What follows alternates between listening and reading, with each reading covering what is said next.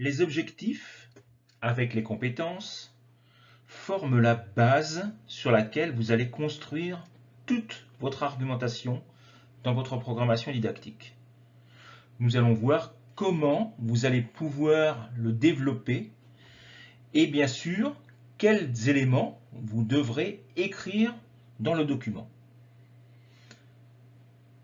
Toutefois, ne prenez pas mes conseils pour des ordres et il est important que vous adaptiez votre document à votre classe, au niveau que vous avez choisi, au contexte et bien entendu à vos élèves.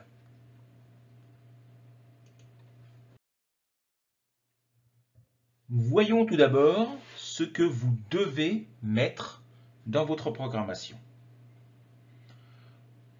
Tout d'abord, vous allez devoir définir les objectifs en insistant sur leur importance, c'est-à-dire en montrant qu'ils sont en fait à la base de toute la programmation. Ensuite, dans un deuxième temps, vous allez devoir indiquer quels sont les objectifs que vous souhaitez atteindre. Il y a trois types d'objectifs. Les objectifs généraux de l'étape, les objectifs de la matière et les objectifs de l'unité didactique. Dans un troisième temps, vous devrez mettre en relation les compétences que nous avons déjà vues dans un chapitre précédent et les objectifs. Et enfin, vous allez montrer, justement, vous allez mettre en relation ces compétences et ces objectifs grâce à des activités et nous verrons quel type d'activité vous pouvez mettre en place. Donc nous allons maintenant revenir sur chacun de ces 4 points.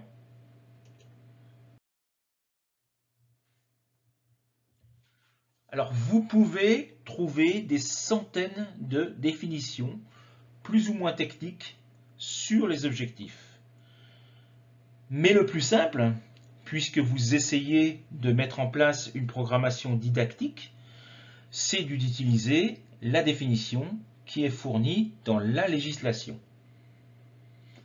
Alors, comme l'indique le décret royal 1105-2014 du 26 décembre, qui établit le curriculum de base pour l'éducation secondaire obligatoire et pour le lycée dans son article 2, les objectifs sont les référents relatifs aux réussites que les élèves doivent atteindre à la fin de chaque étape, comme résultat des expériences d'enseignement-apprentissage planifiées de manière intentionnelle à cette fin. La loi est donc très claire.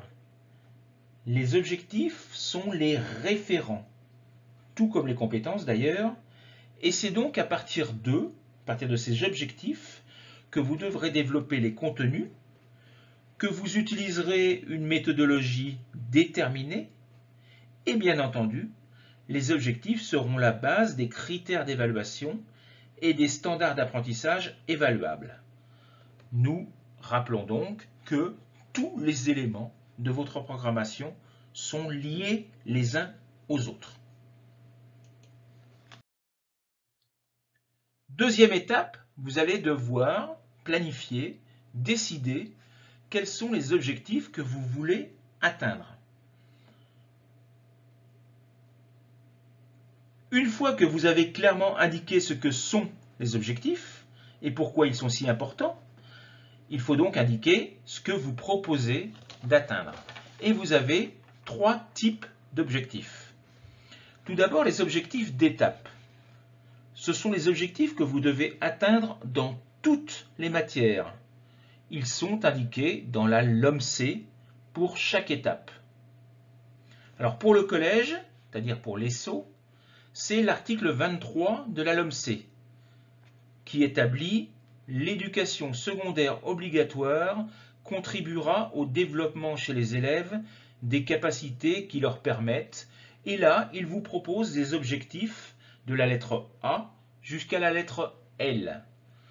Le premier, le A, par exemple, c'est assumer de manière responsable leurs devoirs, connaître et exercer leurs droits dans le respect des autres, de pratiquer la tolérance, la coopération et la solidarité entre les personnes et les groupes, de s'exercer au dialogue en consolidant les droits humains comme des valeurs communes dans une société plurielle et de se préparer à l'exercice de la citoyenneté démocratique. Je passe, évidemment, je ne vais pas tous vous les lire. Le L, le dernier, c'est apprécier la création artistique et comprendre le langage des différentes manifestations artistiques en utilisant divers moyens d'expression et de représentation. Donc, il y a une dizaine, quinzaine d'objectifs comme ça pour le collège.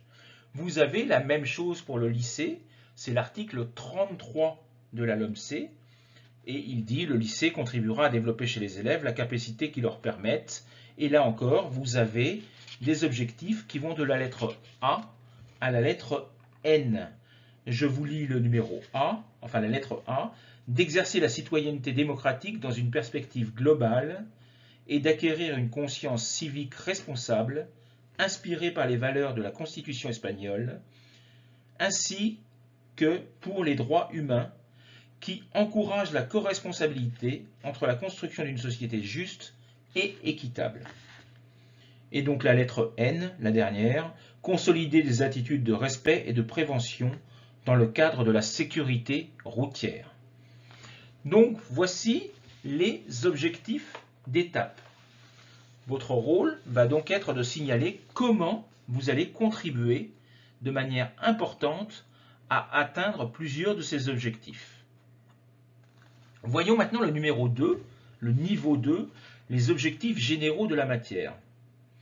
Alors, contrairement aux objectifs d'étape, pour ces objectifs de la matière, vous ne pourrez pas vous référer à la législation nationale, mais à celle de votre autonomie. Je vous fournis ici ceux fournis par l'Andalousie, pour l'Andalousie. Pour le collège comme pour le lycée, c'est l'arrêté du 14 juillet 2016.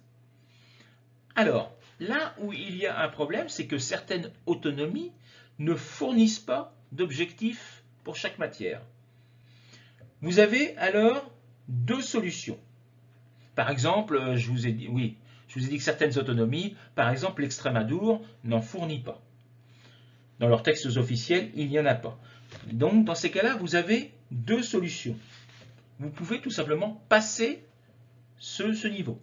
Les objectifs généraux de la matière, vous n'en parlez pas, parce qu'ils ne sont pas présents dans la législation autonomique, donc vous n'en parlez pas. Deuxième choix, vous en parlez, et là, vous avez de nouveau deux solutions.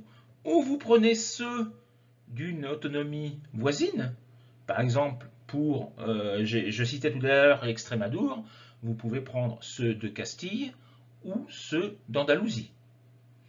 Ou alors vous créez vos propres objectifs en prenant garde, bien entendu, à ce qu'ils soient bien adaptés aux objectifs de l'étape que nous avons vue juste avant. Pour cela, vous pouvez vous référer aux objectifs d'autres provinces qui, elles, fournissent une liste d'objectifs par matière. Donc vous pouvez très bien prendre des objectifs en Andalousie, d'autres en Castille, d'autres sur Valence, etc., etc. et adapter vos objectifs de matière à ce que vous souhaitez réellement travailler avec vos élèves.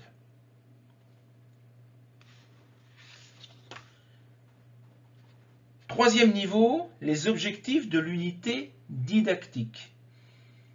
Alors, ils seront développés directement dans les unités didactiques. Donc évidemment, vous ne devez pas les développer ici dans votre programmation.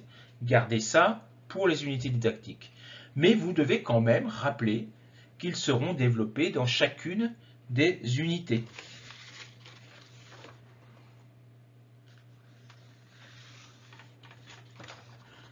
Attention, je le précise, même si ça me semble évident, les objectifs que je vous ai lus, je vous les ai lus en français, donc ça veut dire que je les ai traduits, et vous devrez bien entendu traduire tous les objectifs que vous voudrez atteindre. Il n'est pas question qu'il y ait des objectifs écrits en espagnol dans votre programmation. Troisième étape, mettre en relation les compétences et les objectifs. J'espère que vous avez lu, que vous avez écouté les vidéos précédentes où je vous parlais notamment des compétences.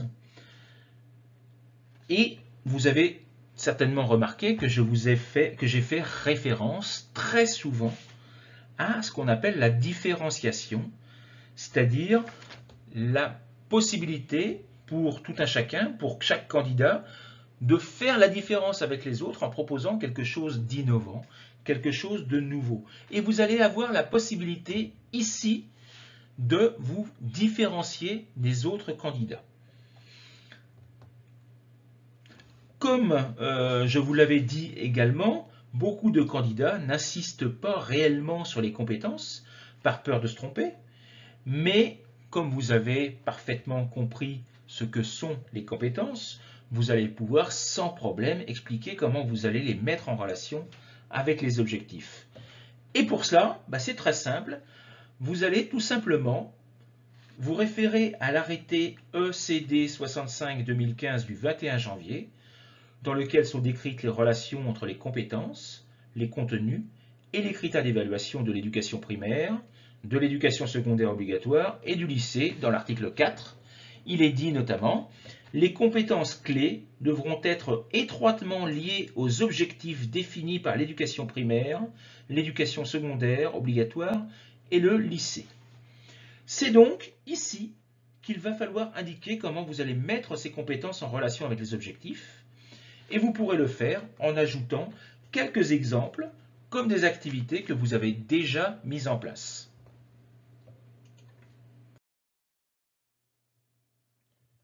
Donc pour cette quatrième partie, c'est à vous de travailler et de trouver les activités qui vous permettront de mettre les compétences en relation avec les objectifs.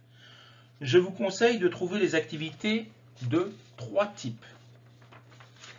Les activités de recherche, des activités de développement et des activités de consolidation. Il faudra que pour toutes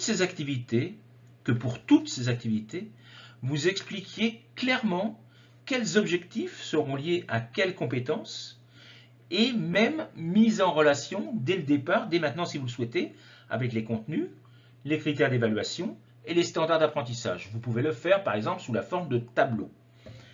Et rappelez-vous que ces activités doivent toujours être innovantes et personnalisées. Et rappelez-vous, nous sommes dans une période critique au niveau sanitaire. Essayez de montrer également comment ces activités vous permettent de travailler online ou du moins de permettre à tous les élèves d'accéder au contenu et aux activités.